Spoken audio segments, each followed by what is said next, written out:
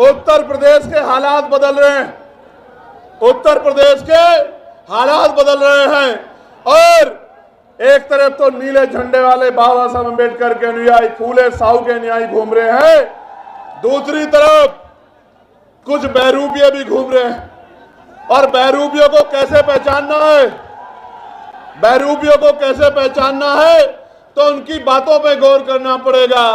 एक नेताजी तो विधानसभा में खड़े होकर कहते हैं, हालांकि मैं इस भाषा को नहीं यूज करना चाहता था, लेकिन मुखौटे तो उतारने पड़ेंगे, बिना मुखौटे उतरे काम नहीं चलेगा।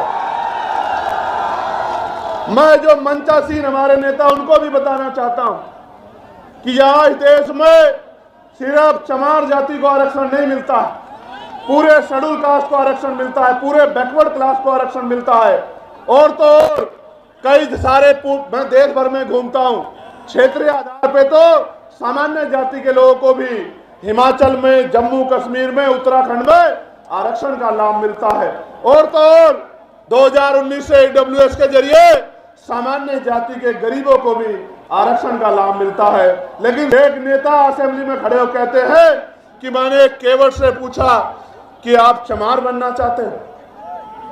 आप समझो मानसिकता क्या है, वो ये बताने का काम कर रहे हैं, क्योंकि निषाद समाज के लोग ये मांग कर रहे हैं कि उनको शेड्यूल कास्ट में रखा जाए, तो वो ये बताने का काम कर रहे हैं कि जो आरक्षण लेता है वो चमार बन जाता है।